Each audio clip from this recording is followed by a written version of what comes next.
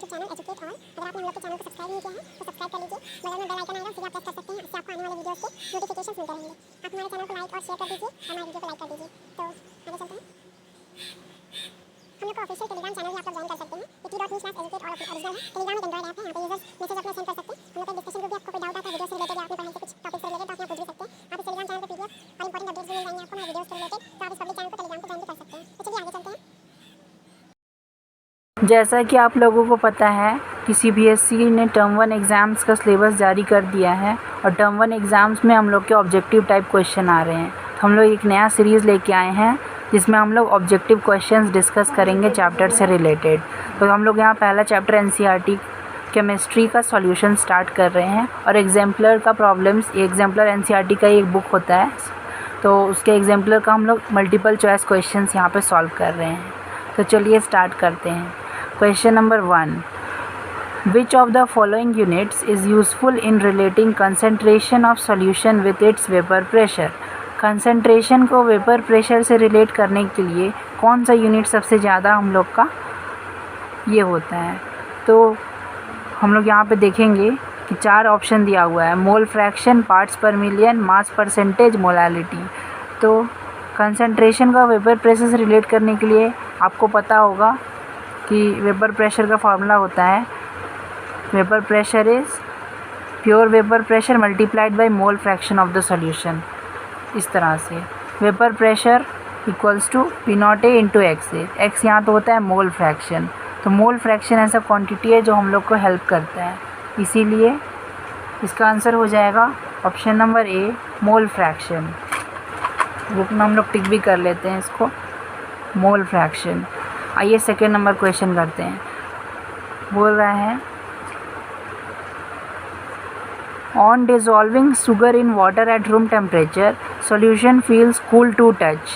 Under which of the following cases dissolution of sugar will be most rapid? Sugar crystals in cold water, sugar crystals in hot water, powdered sugar in cold water, powdered sugar in hot water. तो देखिए कब dissolution, किसमें चीनी सबसे ज़्यादा तेज़ dissolve करेगा पानी में? तो सबसे ज़्यादा गर्म पानी में ज़्यादा तेज़ चीनी डिज़ोल्व करेगा तो हॉट वाटर होना चाहिए। और पाउडर्ड शुगर का सरफेस एरिया ज़्यादा होता है, तो एजिटेशन जब हम लोग करेंगे शुगर क्रिस्टल को घुमाएंगे चम्मच से तो वो जल्दी से डिज़ोल्व हो जाएगा पाउडर्ड केस में, क्योंकि सरफेस एरिया ज़्यादा है तो ईजिली डिज़ोल्व हो जाएगा। तो ऑप्शन नंबर डी करेक्ट हो जाएगा, पाउडर्ड शुगर इन hot water. Third number question पे चलते हैं। At equilibrium, the rate of dissolution of a solid solute in a volatile liquid solvent is। Equilibrium पे solid solute का rate of जो dissolution होता है volatile solvent में वो इक्वल्स हो जाता है rate of crystallization की, तभी तो equilibrium आएगा। फॉरवर्ड जितना रिएक्शन जा रहा है बैकवर्ड भी रिएक्शन उतना ही आ रहा है। जितना तेज़ी से सॉलिड सॉल्यूट डिज़ोल्व हो रहा है लिक्विड सॉल्वेंट में उतना ही तेज़ी से क्रिस्टलाइज भी हो रहा है, तो इक्विलिब्रियम तभी अचीव होता है। इक्विलिब्रियम पे पूछा है इसलिए वो। फोर्थ नंबर स्टार्ट करें तो a beaker contains a solution of substance A. Precipitation of substance A takes place when small amount of A is added to the solution. The solution is saturated, super saturated, unsaturated, concentrated. तो हम लोग जानते हैं कोई भी solution में थोड़ा सा ही अमाउंट डालने से ए का प्रेसिपिटेट हो जा रहा है। इसका मतलब कि ये देखिए सॉल्यूशन कुछ इस तरह रहा होगा कि हम लोग के पास एक बीकर है, सपोज़ ये कोई बीकर है, इसमें हम लोगों ने कुछ सॉल्यूशन डाला है। ये बीकर है हम लोग के पास में, इसमें हम लोगों ने कुछ सॉल्यूशन डाल के रखा है। ए का सॉल्यूशन हम लोग ने बना के रखा है, होमोजीनियस मिक्सचर ए का है। तो इसमें हम लोग थोड़ा सा और ए डाल रहे हैं, मान लीजिए यहाँ से थोड़ा सा ए डाल रहे हैं इसमें, और वो डालते ही यहाँ प्रेसिपिटेट हो जा रहा है। तो डालते ही यहाँ पे प्रेसिपिटेट हो रहा है, मतलब कि ये सॉल्यूशन जो था पहले ये सुपर सैचुरेटेड सॉल्यूशन था। सुपर सैचुरेटेड का ये प्रॉपर्टी होता है कि उसमें हम लोग जब भी थोड़ा सा और सॉल्यूट ऐड करते हैं तो वो प्रेसिपिटेट हो जाता है। तो ये सॉल्यूशन हम लोग का सुपर सैचुरेटेड था। तो ऑप्शन नंबर हम लोग का आंसर हो जाएगा option number B, super saturated. तो चलते हैं फिफ्थ नंबर क्वेश्चन पे, देखते हैं फिफ्थ नंबर क्या है। फिफ्थ नंबर क्वेश्चन है maximum amount of a solid solute that can be dissolved in a specific amount of a given liquid solvent does not depend upon। जो solid solute को मान लीजिए हम लोग को लिक्विड में डिज़ोल्व करना है, वो किस पे डिपेंड नहीं करेगा, temperature, nature of solute, pressure, nature of solvent. तो देखिए हम लोग को अगर सॉलिड को किसी लिक्विड में डिज़ोल्व करना है, तो मान लीजिए ये कोई लिक्विड है, इसमें आपने किसी सॉलिड को डिज़ोल्व करना है, तो अगर आप टेम्परेचर बढ़ा देंगे तो वो ज़्यादा डिज़ोल्व हो जाएगा, ये तो आप लोग पता है।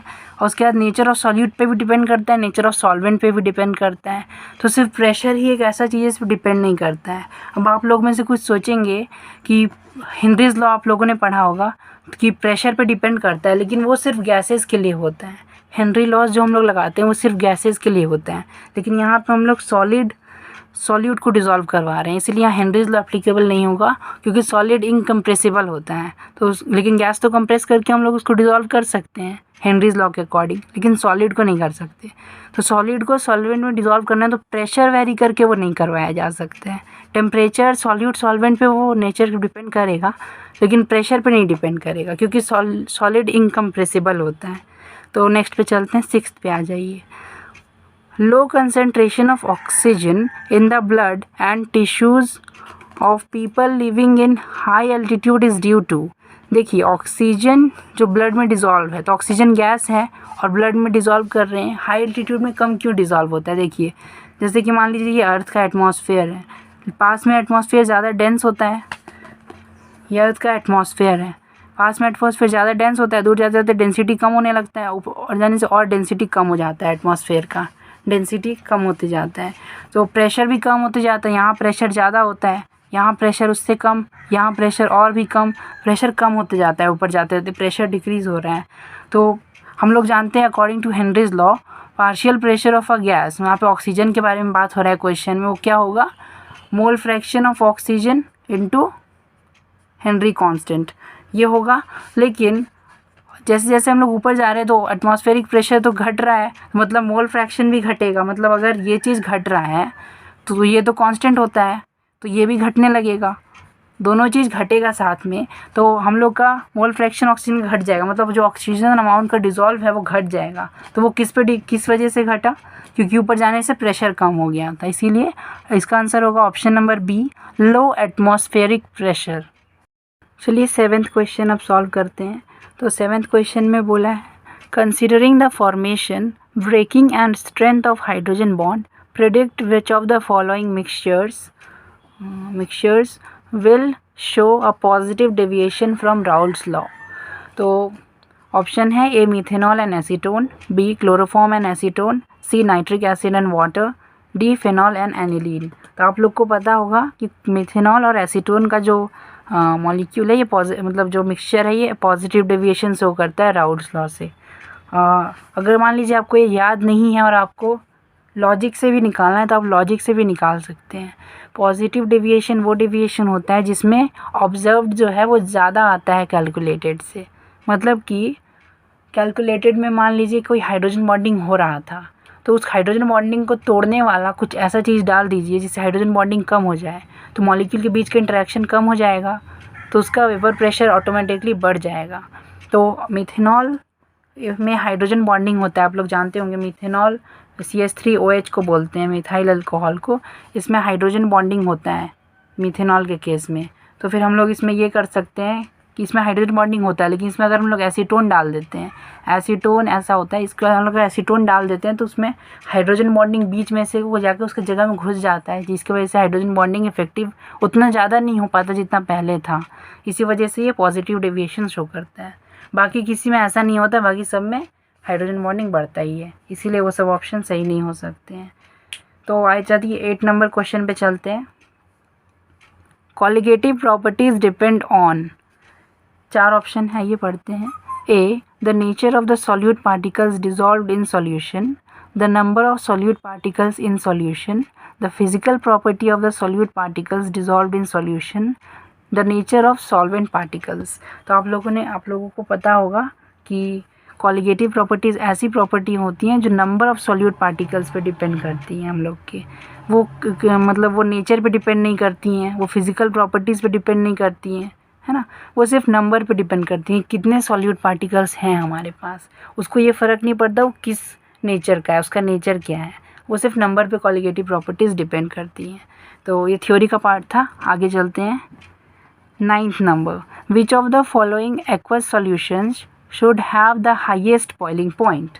तो इसको सॉल्व करते हैं आइए। तो आपको पता होगा कि बॉइलिंग पॉइंट एक कॉलिगेटिव प्रॉपर्टी होता है, एलिवेशन इन बॉइलिंग पॉइंट। तो जो एलिवेशन इन बॉइलिंग पॉइंट होता है वो एक कॉलिगेटिव प्रॉपर्टी होता है। तो अगर ये एक कॉलिगेटिव प्रॉपर्टी है मतलब कि नंबर ऑफ़ सॉल्यूट पार्टिकल्स पे डिपेंड करेगा। तो देखिए यहाँ पे 1 मोलर NaOH है, 1 मोलर Na2SO4 है, 1 मोलर NH4NO3 है और 1 मोलर KNO3 है। तो देखिए जब NaOH के केस में हम लोग लेंगे, NaOH जब डिसोशिएट होगा तो ये Na प्लस में टूटेगा और OH माइनस में टूटेगा, मतलब 2 आयन्स देगा। तो इसका वैन हॉफ फैक्टर जिसको हम लोग I से डिनोट करते हैं वो 2 हो जाएगा, क्योंकि बाद में वो 2 मॉलिक्यूल दे रहा है आफ्टर डिसोसिएशन। उसी तरह आइए Na2SO4 का चेक करते हैं। Na2SO4 मॉलिक्यूल जो है ये जब डिज़ोल्व होगा तो ये Na पॉजिटिव देगा 2 मॉलिक्यूल्स और SO4 2 नेगेटिव का 1 मॉलिक्यूल देगा, मतलब ये इसका वैन हॉफ फैक्टर हो जाएगा 3, क्योंकि ये 3 मॉलिक्यूल दिया टूटने के बाद। उसके बाद आगे चलते हैं, आगे है हम लोग के पास NH4NO3। तो ये जब डिसोशिएट होगा तो ये NH4 प्लस और NO3 माइनस देगा, ये इसका वैन हॉफ फैक्टर हो जाएगा 2, क्योंकि ये 2 आयन्स दिया आफ्टर डिसोसिएशन। आगे चलते हैं, अगला है हम लोग का क्या, KNO3। तो KNO3 जो टूटेगा हम लोग का वो देगा हमारा K प्लस और NO3 माइनस। तो इसका I हो जाएगा 2। तो चारों का I हम लोगों ने यहाँ पे लिख लिया है, आप लोग देख सकते हैं। तो चारों का I हम लोग ने लिख लिया है। अब डेल्टा टी भी एक कॉलिगेटिव प्रॉपर्टी होता है। इसका फॉर्मूला क्या होता है आप लोगों को पता होगा। डेल्टा टी बी का फॉर्मूला होता है delta T B is equal to I into K B into M. अब देखिए क्योंकि क्वेश्चन में दिया हुआ है कि सबका m सेम है, सबका मोलालिटी सेम है, तो मोलालिटी भी सेम ही होगा। तो सबका अगर मोलालिटी और मोलालिटी सेम है और के भी तो सेम होता ही है एक सेम सॉल्वेंट के लिए, तो डेल टी भी हम लोग का यहाँ पे I के प्रोपोर्शनल है और I सबसे ज़्यादा हम लोग का Na2SO4 का है, 3 है। तो डेल टी भी सबसे ज़्यादा किसका होगा, डेल टी भी सबसे ज़्यादा होगा Na2SO4 का, क्योंकि इसका I सबसे ज़्यादा है। बाकी सब तो सब चीज़ के लिए कांस्टेंट है, के बी और एम, तो सिर्फ I पे हम लोग को फैसला लेना है।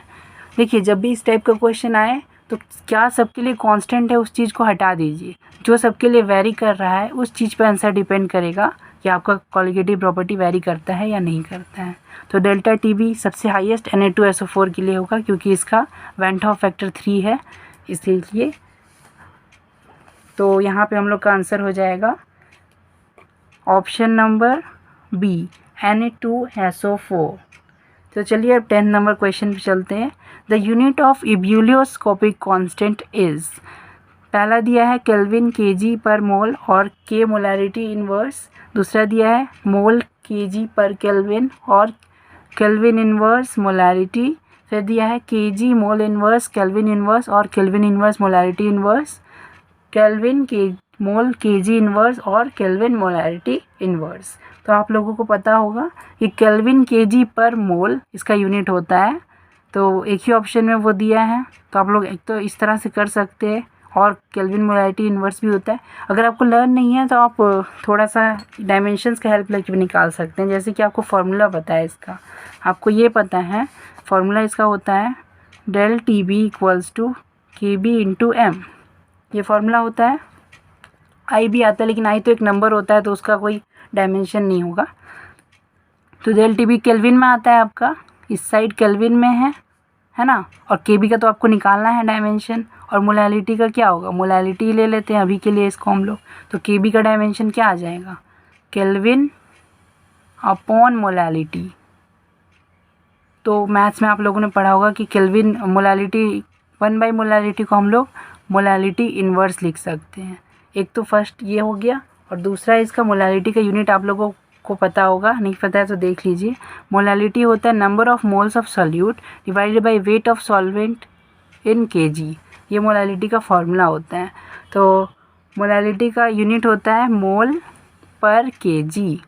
तो अगर हम लोग इसको इस फॉर्मूले में सब्स्टिट्यूट करेंगे तो केबी का यूनिट हम लोग का आ जाता है केल्विन मोल इन्वर्स केजी, इन्वर्स का इन्वर्स तो केजी बच जाएगा, तो ये आ जाएगा केल्विन केजी पर मोल। तो आपको अगर नहीं याद था तो आप फार्मूला की हेल्प से निकाल सकते थे इस तरह से, और आपको याद था तो आप डायरेक्टली इसको ऐसे टिक कर सकते थे। तो चलिए आगे चलते हैं हम लोग। आगे 11 नंबर क्वेश्चन पे आ रहे हैं हम लोग. In comparison to a 0.01 molar solution of glucose, the depression in freezing point of a 0.01 molar MgCl2 solution is. तो ये सिंपल सा क्वेश्चन है, आइए इसको सॉल्व करते हैं. देखिए इस क्वेश्चन में क्या दिया हुआ है हम लोग को. मोलालिटी सेम है तो मोलालिटी हम लोग छोड़ देंगे. तो हम लोग कंपेयर करना है डिप्रेशन इन फ्रीजिंग पॉइंट को, वो भी एक कॉलिगेटिव. पहले आप सोचिए हमको कंपेयर क्या करना है. हम लोग कंपेयर करना है डिप्रेशन इन फ्रीजिंग पॉइंट को. तो वो डायरेक्टली प्रोपोर्शनल किसके होता है, मतलब वो इसका फॉर्मूला क्या होता है, ये होता है I K F into small M molality. ठीक है, फॉर्मूला लिख लिया हम लोग पहले. अब देखिए क्वेश्चन में क्या बोला है.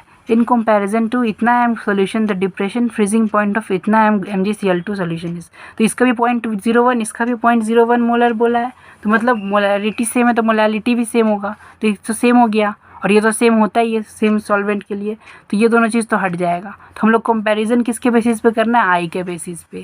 तो हम लोग का डेल टी एफ जो है वो डायरेक्टली प्रोपोर्शनल टू आई हो जाएगा इस केस में. ठीक है, तो देखिए किसका आई, अब दोनों का हम लोग आई निकाल लेते हैं. जैसे ग्लूकोज दिया है तो आपको पता है ग्लूकोज नॉन इलेक्ट्रोलाइट है तो उसका वेंट ऑफ फैक्टर 1 ही होता है. देखिए मैं लिख देता हूँ, ग्लूकोज C6H12O6 इसको हम लोग ग्लूकोज बोलते हैं. तो इसका वेंट ऑफ फैक्टर कितना होता है, इसका वेंट ऑफ फैक्टर 1 होता है क्योंकि डिसोशिएट नहीं होगा तो एक का एक ही रहेगा इसीलिए. और दूसरा दिया हुआ है हम लोग को क्वेश्चन में क्या, दूसरा हम लोग का MgCl2. तो देखिए MgCl2 इसको अगर डिसोशिएट करेंगे तो ये देगा Mg2 प्लस और 2Cl माइनस. तो इसका आई क्या हो जाएगा, 3 हो जाएगा, है ना. और बाकी दोनों चीज़ें सेम है KF और M. तो डेल टी एफ आई के प्रोपोर्शनल, इसका आई 1 है इसका आई 3 है. मतलब MgCl2 का जो फ्रीजिंग पॉइंट है उसमें जो डिप्रेशन होगा वो 3 टाइम्स होगा दैट ऑफ ग्लूकोज. इसका मतलब यही हुआ. तो यहाँ क्या पूछा है, the depression in freezing point of 0.01 m MgCl2 solution is the same about twice about 3 times about 6 times. Answer होगा सी अबाउट 3 टाइम्स. ये 3 टाइम्स होगा क्योंकि उसका आई 1 है इसका 3 है. तो आई अगर उसका 3 टाइम्स बढ़ाएंगे तो डेल टी एफ भी उसके प्रोपोर्शनल 3 टाइम्स ही इंक्रीज़ होगा क्योंकि डायरेक्टली प्रोपोर्शनल है इस क्वेश्चन में. आगे चलते हैं 12th number question. An unripe mango placed in a concentrated salt solution to prepare pickles shrivels because. देखिए अगर अनराइप मैंगो को आपने कंसनट्रेटेड सॉल्ट के सॉल्यूशन में पुट कर दिया तो सपोज़ कीजिए जैसे कि ये आपका अनराइप मैंगो है. ठीक है, ये आपका अनराइप मैंगो है और इसको आपने कंसनट्रेटेड सॉल्ट सॉल्यूशन में पुट कर दिया बाहर में. यहाँ पे कंसनट्रेटेड सॉल्ट सॉल्यूशन है, अंदर कंसनट्रेशन कम है सॉल्ट की तो इसका मतलब अंदर वाटर का कंसनट्रेशन ज़्यादा है. तो वाटर अपने हाई कंसनट्रेशन से लो कंसनट्रेशन में मूव करता है. और इसका वॉल्स क्या है, सेमी परमिएबल मेम्ब्रेन है. इसका वॉल्स सेमी परमिएबल मेम्ब्रेन है या सेलेक्टिवली परमिएबल मेम्ब्रेन है. तो सेमी परमिएबल मेम्ब्रेन है इसका वॉल्स. तो यहाँ से वाटर मॉलिक्यूल्स अपने हाई से लो कंसनट्रेशन में जाने का कोशिश करेगा. तो वाटर अंदर ज़्यादा है और बाहर वाटर का कंसनट्रेशन कम है. तो यहाँ से वाटर बाहर निकलेगा तो इसका डीप्लाज्मोलिसिस हो जाएगा. मतलब इससे ऑस्मोसिस होकर वाटर बाहर निकल जाएगा थ्रू सेमी परमिएबल मेम्ब्रेन और इसके बाद ये श्रिंक हो जाएगा. ये श्रिंक हो जाएगा, वाटर बाहर निकल जाएगा तो ये श्रिंक हो जाएगा इस तरह से. तो हम लोग यहाँ पे इसको देख सकते हैं, it loses water due to osmosis. ये वाटर को लूज़ कर देगा ड्यू टू ऑस्मोसिस क्योंकि सेमी परमिएबल मेम्ब्रेन है और बाहर वाटर का कंसनट्रेशन कंपैरेटिवली कम है. तो वाटर अपना हाई से लो कंसनट्रेशन मूव करता है through a semi permeable membrane. तो यहाँ ऑस्मोसिस हो रहा है. ठीक है, आगे चलते हैं 13th नंबर क्वेश्चन पे आ जाइए. At a given temperature osmotic pressure of a concentrated solution of substance A is higher than that of diluted solution, is lower than that of a dilute solution, is same as that of a dilute solution, cannot be compared with osmotic pressure of dilute consent solution. तो आइए देखते हैं osmotic pressure. इसको हम लोग chemistry में ऐसे पाई से डिनोट कर देते हैं ऑस्मोटिक प्रेशर को. इसका फॉर्मूला होता है CRT. C कंसनट्रेशन होता है, R यूनिवर्सल गैस कांस्टेंट और T टेम्परेचर होता है केल्विन में। ठीक है, ये फॉर्मूला होता है ऑस्मोटिक प्रेशर का। और गिवन टेम्परेचर मतलब टेम्परेचर गिवन है। देखिए अब क्वेश्चन का लैंग्वेज से समझने का कोशिश कीजिए। अगर यहाँ पे कह रहा है कि टेम्परेचर गिवन है मतलब टेम्परेचर तो सेम होगा, उसके बेसिस पे कंपेयर हम लोग को करना नहीं है। और आर तो सबके लिए फिक्स होता ही है, तो उसमें भी हम लोग को कंपेयर नहीं करना है, तो कंपेयर हम लोग को सी के बेसिस पे करना है। तो पाई इज़ डायरेक्टली प्रोपोर्शनल टू सी। पाई क्या है यहाँ पे? ऑस्मोटिक प्रेशर है। ये मैथ्स वाला पाई नहीं है 3.14। ये ऑस्मोटिक प्रेशर एक सिंबल दे दिया है ऑस्मोटिक प्रेशर को केमिस्ट्री में, ये पाई होता है ये। ठीक है, तो अगर हम लोग कंसनट्रेटेड सॉल्यूशन लें तो कंसनट्रेटेड सॉल्यूशन में जो हम लोग ये कंसनट्रेशन लिखते हैं, कंसनट्रेटेड सॉल्यूशन में कंसनट्रेशन ज़्यादा होगा और डाइल्यूट सॉल्यूशन में कंसनट्रेशन कम होगा। तो सी होगा, मोर होगा किस में? कंसनट्रेटेड सॉल्यूशन में, और डिल्यूट सॉल्यूशन में सी लेस होगा। तो पाई अगर डायरेक्टली प्रोपोर्शनल टू सी है तो ऑस्मोटिक प्रेशर किसका ज़्यादा होगा? जिसका कंसनट्रेशन ज़्यादा है। और ऑस्मोटिक प्रेशर किसका कम होगा? जो डाइल्यूटेड है ना, इसका ऑस्मोटिक प्रेशर ज़्यादा होगा और इसका ऑस्मोटिक प्रेशर कम होगा, है ना। क्योंकि देखिए osmotic pressure concentration directly proportional है इस केस में, क्योंकि आर और टी सेम है दोनों के लिए। और आपको यहाँ दिया हुआ है कि कंसनट्रेशन एक डिल्यूटेड है, तो कंसनट्रेशन का सी मोर होता है और डिल्यूटेड का सी लेस होगा। इसका मतलब ऑस्मोटिक प्रेशर भी कंसनट्रेटेड का मोर होगा और डिल्यूट का लेस होगा, है ना। तो हम लोग का जो कंसनट्रेटेड सब्सटेंस का ऑस्मोटिक प्रेशर है वो हाई होगा than that of a dilute solution. क्यों हाई हुआ आपको समझ में आया होगा? क्योंकि कंसनट्रेशन ज़्यादा है जिसका, उसका ऑस्मोटिक प्रेशर ज़्यादा है एट द सेम टेम्परेचर, इसीलिए ये हो जाएगा हम लोग का ऑप्शन नंबर ए करेक्ट हो गया यहाँ पे। ठीक है, तो चलिए आगे चलते हैं। अब आते हैं 14th नंबर क्वेश्चन पे। 14th नंबर क्वेश्चन में बोला है which of the following statements is false. कौन सा स्टेटमेंट फॉल्स है इनमें से? ऑप्शन ए है two different solution of sucrose of same molality prepared in different solvents will have the same depression in freezing point। ठीक है, option B देखते हैं। The osmotic pressure of a solution is given by the equation pi equals to CRT where C is the molarity of the solution। Decreasing order of osmotic pressure for 0.01 molar solution of barium chloride, potassium chloride, acetic acid and sucrose is, ये order दिया हुआ है। According to Raoult's law, the vapor pressure exerted by volatile component of a solution is directly proportional to its mole fraction in the solution। ठीक है, आइए इसको हम लोग ये समझते हैं एक एक करके ऑप्शन को। तो ऑप्शन नंबर ए में बोला है मोलैलिटी सेम है कोई दो सॉल्यूशंस का, ठीक है, और उनको हमने डिफरेंट सॉल्यूशंस में प्रिपेयर करके डिफरेंट सॉल्वेंट्स में प्रिपेयर करके रखा है, तो फ्रीजिंग पॉइंट डिप्रेशन सेम होगा। तो आप देखिए डायरेक्टली हम लोग ये फॉर्मूला बेस्ड क्वेश्चन है। डिप्रेशन इन फ्रीजिंग पॉइंट का फॉर्मूला होता है van't Hoff factor into KF into M।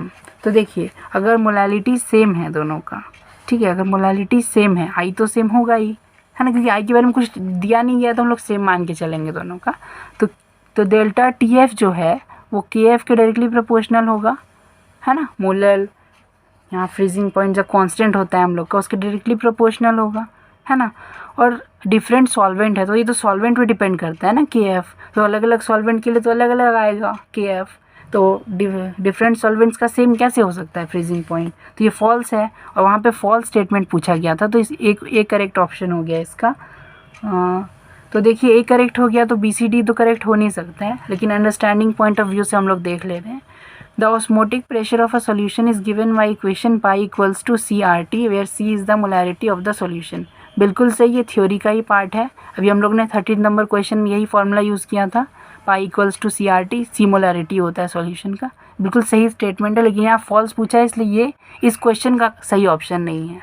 C option में आते decreasing order of osmotic pressure for 0.01 molar aqueous solution of barium chloride, potassium chloride, acetic acid and sucrose is। तो इसका देख लीजिए, इसका आई के बेसिस पे हम लोग कंपेयर करेंगे। जैसे देखिए ऑस्मोटिक प्रेशर का फॉर्मूला हम लोग जैसे जानते हैं कि ऑस्मोटिक प्रेशर पाई, उसका फॉर्मूला होता है ICRT, ठीक है। तो यहाँ पे देखिए क्वेश्चन में क्या बोला है कि मोलैरिटी सेम मतलब कंसंट्रेशन सेम है सबका, आर सबके लिए सेम होता नहीं है, टेम्परेचर कुछ बोला नहीं है क्वेश्चन में, तो हम लोग सेम ले लेंगे। तो पाई इज़ डायरेक्टली प्रोपोर्शनल टू आई होगा हम लोग का आंसर, ठीक है। आइए देखते हैं इसको फिर। तो BaCl2 KCl CH3COH और सुक्रोज, इन चारों को पहले हम लोग आई निकाल लेते हैं। तो पहले BaCl2 का निकालते हैं, इसका डिसोसिएशन का इक्वेशन लिखेंगे हम लोग। तो बैरियम +2 ऑक्सीडेशन स्टेट में चला जाएगा और 2 क्लोराइड आयन रिलीज़ होंगे, तो इसका I का वैल्यू 1 + 2 3 हो जाएगा। फिर सेकेंड I कौन सा था, KCl, तो KCl में देखते हैं, KCl जो है वो K+ में टूटेगा और Cl- में टूटेगा, इसका I हो जाएगा 2। एसिटिक एसिड CH3COOH, इसके हम लोग जानते हैं फ्रॉम आयनिक इक्विलिब्रियम कि एक बहुत ही वीक एसिड होता है, तो इसका I हम लोग 1 लेके ही चलते हैं। वैसे तो 1 नहीं है, 1 से कुछ ज़्यादा होगा, तो लेकिन हम लोग नियरली इसको 1 ले लेते हैं क्योंकि ये बहुत कम डिसोशिएट होता है, नियरली 5% ये डिसोशिएट होता है, तो उतना से कोई फ़र्क नहीं पड़ेगा, नियरली ये 1 ही हो जाएगा। और ऑप्शन नंबर डी है सुक्रोज़। अब सुक्रोज़ तो नॉन इलेक्ट्रोलाइट है। अच्छा, ये 1 से कुछ ज़्यादा होगा, मतलब मान लीजिए कुछ समय के लिए इसको 1 पॉइंट कुछ मान लीजिए, 1.1 मान लीजिए। सुक्रोज़ का क्या होगा, सुक्रोज़ तो नॉन इलेक्ट्रोलाइट है, तो इसका तो 1 ही हो जाएगा। इसको 1.1 इसलिए मान लीजिए क्योंकि इसमें सुक्रोज़ भी दिया हुआ है, नॉन इलेक्ट्रोलाइट है, वो नॉन इलेक्ट्रोलाइट से तो कुछ ज़्यादा ही टूटेगा ना, वीक एसिड है तो फिर भी कुछ ना कुछ तो डिसोशिएट होगा ही, तो कुछ वेंट ऑफ फैक्टर इसका आएगा। ठीक है, तो इसके बेसिस पर हम लोग I के बेसिस पर अरेंज कर लेंगे, वही पाई का बेसिस हो जाएगा अरेंज करने का, क्योंकि पाई डायरेक्टली प्रोपोर्शनल टू I। तो देखिए I के हिसाब से अरेंज करते हैं, तो सुक्रोज़ का सबसे कम होना चाहिए, फिर आना चाहिए आपका एसिटिक एसिड, और उससे ज़्यादा आपका होना चाहिए KCl का, और लास्ट में आना चाहिए BaCl2। तो ये आपका ऑर्डर होना चाहिए, जैसे कि ऑप्शन में देख सकते हैं आप, सबसे कम सुक्रोज़ का है, फिर एसिटिक एसिड, फिर KCl, फिर BaCl2। तो ये ऑप्शन भी सही है, लेकिन क्वेश्चन में फॉल्स पूछा था, तो ये क्वेश्चन का सही ऑप्शन नहीं है। तो उसके बाद डी पे चलते हैं। According to Raoult's law, the vapour pressure exerted by volatile component is directly proportional to its mole fraction in the solution. बिल्कुल सही स्टेटमेंट है। रॉल्स लॉ क्या बोलता है कि प्रेशर जो है वो डायरेक्टली प्रोपोर्शनल होता है मोल फ्रैक्शन से। प्रोपोर्शनैलिटी कांस्टेंट हटा के यहाँ पे P0A आ जाता है, इस तरह का ये रॉल्स लॉ का स्टेटमेंट है। बिल्कुल सही स्टेटमेंट है ये। तो क्वेश्चन में फॉल्स पूछा था, तो ये भी गलत ऑप्शन है क्वेश्चन के हिसाब से। तो ये ऑप्शन समझ में आया आपको। तो आगे चलते हैं, 15th नंबर क्वेश्चन अब हम लोग करने जा रहे हैं। The values of Van't Hoff factors for KCl, NaCl and K2SO4 respectively are 222, 223, 112, 111। तो आइए इन तीनों का Van't Hoff फैक्टर निकालते हैं, फिर कैलकुलेट करेंगे हम लोग। तो सिंपल है, इसमें यहाँ पे कर लेते हैं। देखिए KCl का निकालना है और NaCl का और K2SO4 का। तो आइए निकालते हैं। देखिए जैसे कि KCl है, जैसे हम लोग का KCl कैसे डिसोशिएट करेगा, K+ और Cl- में। NaCl कैसे डिसोशिएट करेगा, Na+ और Cl- में। K2SO4 कैसे डिसोशिएट करेगा, 2K+ + SO4 2-, सल्फेट और पोटेशियम आयन देगा। तो इसका I कितना है, ये 1 + 1 2 आयन दिया, तो इसका I 2 हो जाएगा आपका। NaCl का I भी 2 हो जाएगा, ये भी 2 दिया है, और 2 + 1 3, तो इसका I 3 हो जाएगा। तो I आपका 2, 2 और 3 आ जाएगा। I मतलब Van't Hoff फैक्टर आपका यहाँ पे 2, 2 और 3 आ जाएगा। Option number B is the correct option. आपका ये 2, 2 एंड 3 आ जाएगा Van't Hoff फैक्टर्स। तो आइए 16th नंबर क्वेश्चन पे चलते हैं। 16th नंबर क्वेश्चन में बोला है which of the following statement is false. देखिए यहाँ भी फॉल्स पूछा है, तो जो गलत होगा उसको हम लोग को टिक करना है। पहला है units of atmospheric pressure and osmotic pressure are the same. तो ये सही स्टेटमेंट है। एटमॉस्फेरिक प्रेशर भी एक तरह का प्रेशर है, ऑस्मोटिक प्रेशर भी प्रेशर है, तो यूनिट तो सेम ही होना चाहिए। तो ये ऑप्शन सही है, लेकिन फॉल्स पूछा है क्वेश्चन में, इसलिए गलत हो जाएगा इस क्वेश्चन के हिसाब से। तो बी पे चलते हैं। In reverse osmosis solvent molecules move through a semi permeable membrane from a region of lower concentration of solute to a region of higher concentration. तो आइए देखिए, अब इसमें लोअर हायर से बहुत लोगों का कन्फ्यूज़न हो जाता है, तो मैं बिल्कुल आसानी वे में आपको समझाता हूँ। रिवर्स ऑस्मोसिस हो रहा है यहाँ पे, ठीक है। रिवर्स ऑस्मोसिस में क्या होता है, देखिए जैसे ये रिवर्स ऑस्मोसिस हो रहा है, मान लीजिए इस साइड कंसंट्रेशन जो सॉल्यूशन का है, इस साइड जो कंसंट्रेशन है वो हाई है, मान लीजिए इस साइड मान लीजिए हाई कंसंट्रेशन है सॉल्यूट का, हम लोग सॉल्यूट के बेसिस पे देख रहे हैं। इस साइड मान लीजिए लो कंसंट्रेशन है सॉल्यूट का, ठीक है। तो असल में क्या होना चाहिए था कि जो वाटर है, जिसका वाटर का कंसंट्रेशन जहाँ से हाई होता है और लो में जाता है ऑस्मोसिस के केस में, लेकिन हम लोग एक्सटर्नल प्रेशर अप्लाई करके यहाँ पे क्या करते हैं, रिवर्स ऑस्मोसिस में वाटर को अपने लो कंसंट्रेशन से उसके हाई कंसंट्रेशन में भेज देते हैं। तो वाटर कहाँ पे लो है, वाटर यहाँ पे लो है, मतलब प्रेशर हम लोग यहाँ पे अप्लाई करेंगे एक्सटर्नल, उसके वजह से वाटर यहाँ से यहाँ जाने लगेगा, मतलब वाटर हाई सॉल्यूट कंसनट्रेशन से लो कंसनट्रेशन सॉल्यूट में जाने लगेगा। तो ये हो जाएगा रिवर्स ऑस्मोसिस हम लोग का। तो हम लोग का 16 नंबर में ये इनकरेक्ट हो जाएगा, बी ऑप्शन। ये इनकरेक्ट है ना, क्योंकि यहाँ पे लिखा है solid for reason of higher concentration. यहाँ लोअर से हायर में नहीं जाएगा, हाई से लो में जाएगा सॉल्यूट के कंसनट्रेशन के हिसाब से। वाटर का तो यहाँ लो कंसनट्रेशन है, लेकिन सॉल्यूट का यहाँ हाई कंसनट्रेशन है। तो उम्मीद है आपको ये समझ में आया होगा। तो नेक्स्ट मतलब ये भी देख ही लेते हैं हम लोग 2 options. The value of molar depression constant depends on nature of solvent. Yes, जो आपका मोलर डिप्रेशन कांस्टेंट होता है वो क्या होता है, KF जो होता है उसका वैल्यू सॉल्वेंट पे डिपेंड करता है। अलग अलग सॉल्वेंट का KF अलग अलग होता है। आप लोग ने न्यूमेरिकल सॉल्व किया होगा तो वाटर का KF आप लोग अलग कुछ लेते हो, अगर बेंजीन है तो उसका KF कुछ और देता है क्वेश्चन में। तो यूनिवर्सल कांस्टेंट नहीं है, ये नेचर पे डिपेंड करता है सॉल्वेंट के।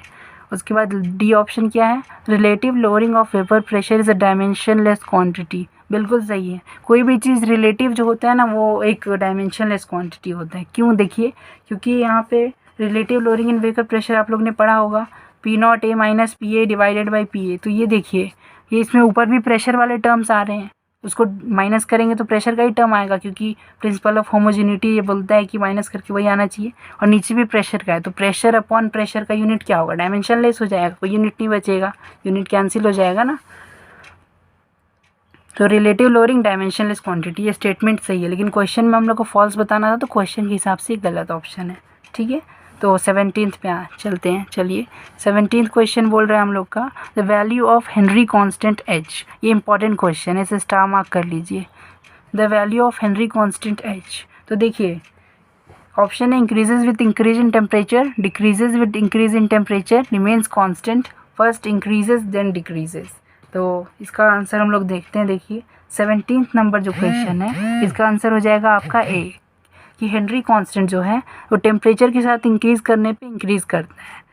ये आपका एक फैक्ट है, इसको आपको लर्निंग करना पड़ेगा कि हेनरी कांस्टेंट जो है टेम्परेचर इंक्रीज़ करने के बाद ये इंक्रीज़ होता है। ठीक है, ये आप लर्न कर लीजिए, ये फैक्ट है। अगर आपने चैप्टर में पढ़ा है तो ठीक है, नहीं भी पढ़ा है तो अभी आप इसको लर्न कर लीजिए, ये फैक्ट है और आपको लर्न रहना चाहिए। तो आगे चलते हैं। The value of Henry constant KH is greater for gas with higher solubility, greater for gas with low solubility, constant for all gases, not related to the solubility of gases। ये भी एक important question है, इसको भी आप star mark कर लीजिए। अगर आपने थ्योरी में नहीं पढ़ा है तो अभी आप समझ लीजिए, मैं समझा देता हूँ। देखिए सॉल्युबिलिटी हम लोग मोल फ्रैक्शन से निकालते हैं। ठीक है, तो हम लोग का फॉर्मूला क्या होता है, partial pressure is Henry constant times solubility. ठीक है, इस तरह से हम लोग सिंपल फॉर्म में लिख सकते हैं हेनरीज लॉ को। तो हम लोग को क्या पूछा है, the value of Henry constant KH is, ये सॉल्युबिलिटी पे कैसे डिपेंड करता है, ये सॉल्युबिलिटी का फैक्टर है, तो KH को इसके टर्म्स में लिखेंगे तभी तो पता चलेगा कैसे डिपेंड करता है। तो ये ऐसे लिखाएगा, है ना, ये मतलब KH निकालने के लिए ये इधर डिवाइड में चला जाएगा दूसरे साइड जाके। तो यहाँ से हम लोग क्या पता चला, KH जो है x के इन्वर्सली प्रोपोर्शनल होता है। तो अगर KH इन्वर्सली प्रोपोर्शनल है तो KH को हम लोग को मान लीजिए ग्रेटर करना है, KH बड़ा करने के लिए ये छोटा होना चाहिए, तभी तो KH बड़ा होगा ना। जब इन्वर्सली प्रोपोर्शनल होता है तो ये जब छोटा होता है तभी तो ये बड़ा होता है ना। तो इसीलिए हम लोग को आपका इस क्वेश्चन में जो आंसर हो जाएगा वो हो जाएगा it is greater for gases with low solubility, क्योंकि देखिए जिसका सॉल्युबिलिटी लो है उसका x लो होगा, x लो होने से KH हाई हो जाएगा, क्योंकि ये इन्वर्सली प्रोपोर्शनल है एक दूसरे से। तो उम्मीद है आपको समझ में आया होगा। तो चलिए आगे बढ़ते हैं हम लोग। इसको आप लोग लर्न करना है, ये दोनों स्टार मार्क क्वेश्चन है ना, ये एज ए थ्योरी ही भी आपको याद रखना है, इसमें कोई ये नहीं है, एग्ज़ाम में भी आ सकता है आपके ये क्वेश्चन।